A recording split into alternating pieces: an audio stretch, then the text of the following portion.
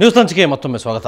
ಅಕ್ರಮ ಗಣಿಗಾರಿಕೆಗೆ ಸಂಬಂಧಪಟ್ಟಂತೆ ಮಾಜಿ ಸಚಿವ ಜನಾರ್ದನ್ ರೆಡ್ಡಿ ಸಿಬಿಐ ವಶದಲ್ಲಿದ್ದಾರೆ. ಬೆಂಗಳೂರಿನ ಗಂಗೇನಹಳ್ಳಿಯಲ್ಲಿರೋ ಕಚೇರಿಯಲ್ಲಿ ರೆಡ್ಡಿ ಅವರನ್ನು ಸಿಬಿಐ ಅಧಿಕಾರಿಗಳು ವಿಚಾರಣೆಗೆ ಒಳಪಡಿಸಿದ್ದಾರೆ. ಬೆಳಗ್ಗೆ 10:30ರಿಂದ ವಿಚಾರಣೆ ಆರಂಭವಾಗಿದೆ. ಈ ಹಿನ್ನೆಲೆಯಲ್ಲಿ ಸಿಬಿಐ ಕಚೇರಿಯ ಸುತ್ತಮುತ್ತ ಭಾರೀ ಬಂದೋಬಸ್ತ್ ಮಾಡಲಾಗಿದೆ. ಒಬ್ಬ DCP, 5 ACP, 12 police inspector, 12 sub inspector, 120 ಮಂದಿ ಹೆಡ್ ಕಾನ್ಸ್ಟೇಬಲ್ ಹಾಗೂ 2 KSRP ತುಕಡಿಯನ್ನು ನಿಯೋಜಿಸಲಾಗಿದೆ. 500 ಮೀಟರ್ ಸುತ್ತಮುತ್ತ ನಿಷೇಧಾಜ್ಞೆ ವಿಧಿಸಲಾಗಿದೆ. ತನಿಖೆಗಾಗಿ ನಾಳೆ ಬಳ್ಳಾರಿಗೆ ಕರೆದೊಯ್ಯುವ ಸಾಧ್ಯತೆ ಇದೆ.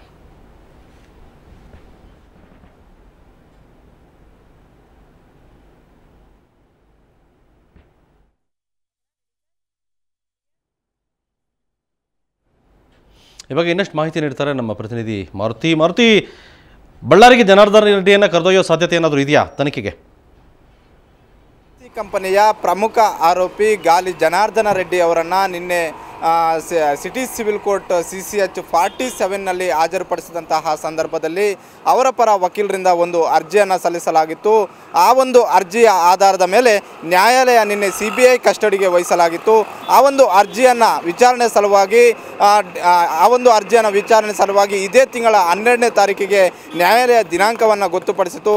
ಅದರ ನಂತರ ಅವರನ್ನು CBI ಕಸ್ಟಡಿಗೆ ವಹಿಸಲಾಗಿತ್ತು. ಆ CBI ಕಸ್ಟಡಿಯೇ ಈಗ ಅವರು ಇರುವಂತಹ ಬೆಂಗಳೂರು ಗಂಗೇನಹಳ್ಳಿಯಲ್ಲಿ ಇರುವಂತಹ CBI ಕಚೇರಿ ಇದೇ ಅವರ ಈಗ ಇರುವಂತಹ ಒಂದು ವಾಸ್ತವದ ಅಂಶ ಅಂತ ಹೇಳ್ಬೋದು. ಇಲ್ಲಿ ನಿನ್ನೆ ಸುಮಾರು 4 ಗಂಟೆಗೆ ಇಲ್ಲಿಗೆ ತಂದು ಅವರು ಇಲ್ಲಿಗೆ ತಲುಪಿದ್ರು. ಆಗಲಿಂದಲೂ ಕೂಡ ಇಲ್ಲಿ ಪೊಲೀಸ್ ಬೆಂಗಾವಲು ಪಡೆ ನಿರ್ಮಾಣವಾಗಿದೆ ಅಂತಲೇ ಹೇಳ್ಬೋದು. ಸುಮಾರು 500ಕ್ಕಿಂತಲೂ ಅಧಿಕ ಪೊಲೀಸರಿಂದ ಬೆಂಗಾವಲು ಇಲ್ಲಿ ಇದೆ ಅಂತ ಹೇಳ್ಬೋದು. ಸುಮಾರು 500ಕ್ಕಿಂತಲೂ ಹೆಚ್ಚಿನ ಪೊಲೀಸ್ ಪೇದೆಗಳು ಇಲ್ಲಿ ಕಾರ್ಯನಿರ್ವಹಿಸ್ತಿದ್ದಾರೆ.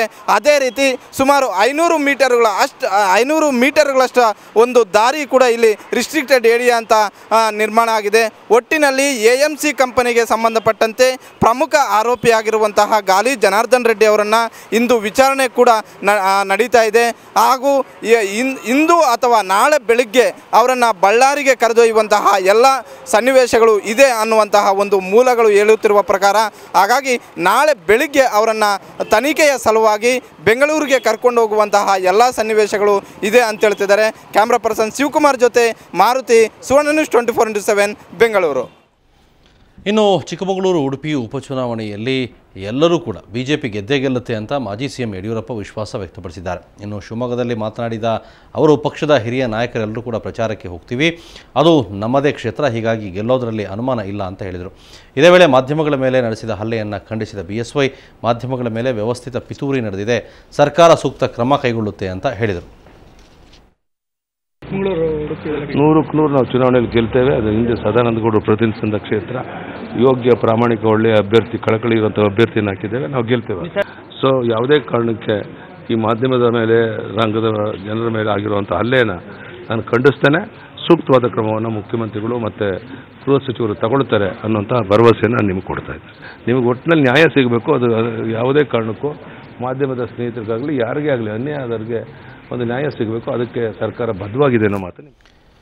ಇನ್ನು 6 ಕೋಟಿ ರೂಪಾಯಿ ಹಣ ಕದಿಯಲು ಹೊಂಚು ಹಾಕಿ ಕುಳಿತಿದ್ದ ಭೂಗತ ಪಾತಕಿ ವಿಶ್ವನಾಥ್ ಕೊರಗಶೆಟ್ಟಿ ಸಹಚರರನ್ನು ಮಂಗಳೂರಿನ ಬಜ್ಪೆ ಬಳಿಯ ಪೆರ್ಮುಡಿಯಲ್ಲಿ ಬಂಧಿಸಲಾಗಿದೆ.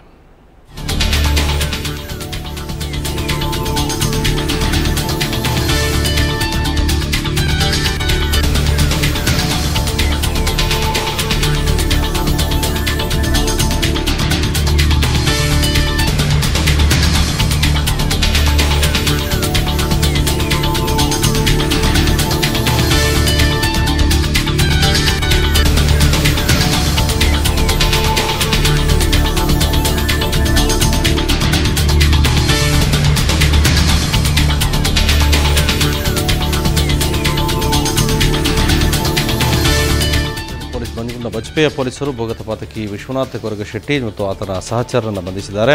ಗಲ್ಫ್ನಿಂದ ಭಾರತಕ್ಕೆ ಸಾಗುತ್ತಿದ್ದ ಸುಮಾರು 6 ಕೋಟಿ ರೂಪಾಯಿಯನ್ನು ಕದಿಯಲು ಹೊಂಚು ಹಾಕಿ ಕುಳಿತಿದ್ದ ಇವರನ್ನು ಬಜ್ಪೆಯ ಪೊಲೀಸರು ಬಂಧಿಸಿದ್ದಾರೆ. ಇವರನ್ನು ಪೆರ್ಮುಡೆಯಲ್ಲಿ ಬಂಧಿಸಲಾಗಿದೆ.